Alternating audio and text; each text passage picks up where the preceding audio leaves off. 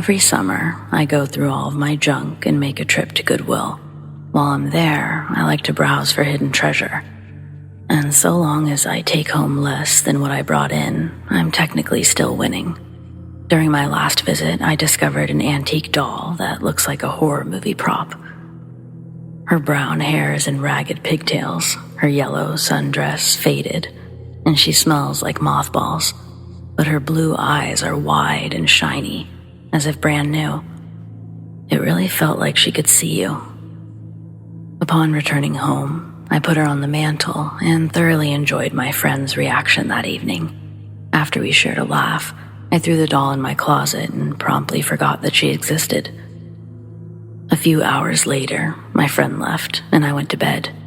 That's how this story should end, only it doesn't. The next morning, Dolly Dearest was sitting on my dresser, but I was willing to write it off as temporary insanity. Instead of arguing with myself, I just tossed the damn thing back in the closet and went about my day. Until I returned from work that evening to find her back on top of the dresser. I live alone. I don't even have a pet. I couldn't explain it, so I blamed my friend and instantly regretted it.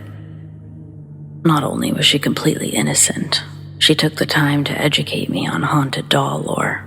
By the time I got off the phone, I only knew one thing for certain. Dolly had to go. I put her inside of an old purse, filled it with rocks from the parking lot, left her in my car for the night. I almost expected to see her inside the next morning, but I didn't. The purse was still right where I left it on the passenger side floorboard. On the way to work, I threw her into the river like an unwanted prom baby and felt a weight lift as I watched her sink. Unfortunately, that feeling of relief was short-lived. The rest of the day sucked. Everything that could go wrong did. When 5 o'clock finally rolled around, I wasn't even sure if I was coming back the next day. Then, on the way home, I almost caused a wreck when my brakes failed. I would be dead right now if I hadn't thought to use the emergency brake. Once safely back at home, I leaned across the center console to reach my bag, which had fallen into the floorboard during the drive. I think that's when the doll got inside. All I know for sure is that a few hours later, I went into my purse for chapstick. And I got the surprise of my life when those glassy eyes were staring up at me. I probably gave my neighbors a fair surprise with my screaming, too. I reflexively threw the doll across the room like a sticky thing peeled from the bottom of my shoe, and she hit the corner with a soft thud. I sat motionless, staring at her for a long time, before finally tearing my eyes away. Her body was bent into a sitting position, with her legs propped against the wall, her head turned away from me. I would have never been able to stare into those eyes for that long. I'm just trying to say, I was positive about how she landed, because I went outside to catch my breath for a minute. When I returned, the doll's head had twisted around, backwards. It was staring right at the spot that I'd been sitting moments before, and it was like her facial expression totally changed. Before, it was like happy, but now it looked furious. She felt furious, like she was radiating anger. This time, I left her on the mantle where I could keep an eye on her. Nothing else happened until after I fell asleep. When I woke up the next morning, she was sitting next to me, staring at me. I was done. I drove out to a secluded spot, soaked it in lighter fluid, burned it, till there was nothing but a pile of ashes left. I'm safe now, right? It's over. It has to be over. If that thing comes back again, I swear I'll lose my mind for real. There's going to be no coming back from that.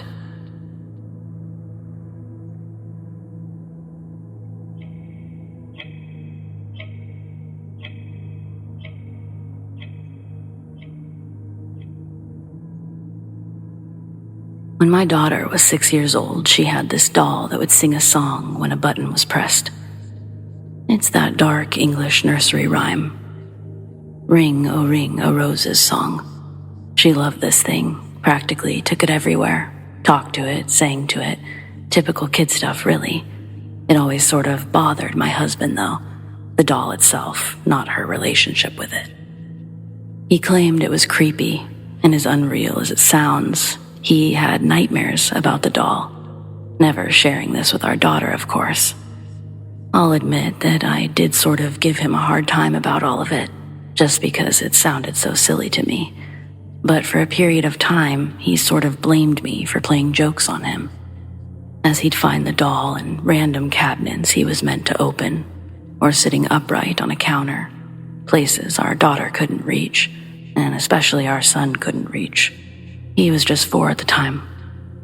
However, I never did any of those things, truly. Eventually, he believed me because apparently it happened while I was away. So that's the doll. Here's the story. One spring, we decided not to let our daughter take the doll with us to a hotel and water park. The doll wasn't water-friendly, and we feared that she would get lost or ruined. This was a bit of a fight. Our daughter was upset, told us the doll was upset. All the things a child would try to do to get their way. But my husband was more adamant than ever, putting his foot down, saying it wasn't that kind of vacation and we wouldn't be bringing any of our toys. Eventually, the meltdown was over, the doll was forgotten, another normal child reaction. We were staying just outside of town, had only been gone for 2 of the 3 planned days.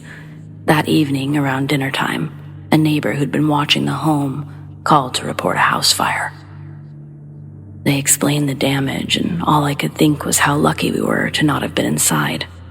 We made the drive home that evening, and as soon as we arrived back home, it was immediately obvious we couldn't stay there. My sister took the kids while my husband and I stayed behind, sorted out the details with the fire brigade. According to them, it was faulty wiring in the master bedroom. We've never had any issues with the home's wiring. Not to mention, it wasn't a very old house, not like many neighborhoods around us.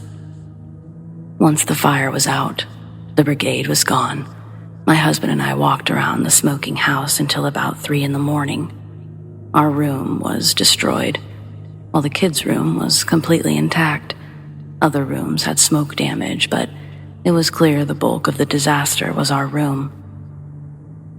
We had a large wardrobe in the room. It was an antique, still standing, but completely destroyed from the smoke and fire, except for the top smaller cabinets where we stored pillowcases and such. I about jumped out of my skin when I walked near the wardrobe and heard my daughter's doll start singing that song. I felt no ease when I realized the irony of her song. Ashes, ashes, all fall down. My husband heard it too, running to where I was, immediately asking me, "Where did you find it?" He sees I'm not holding anything, but the doll is still singing on repeat.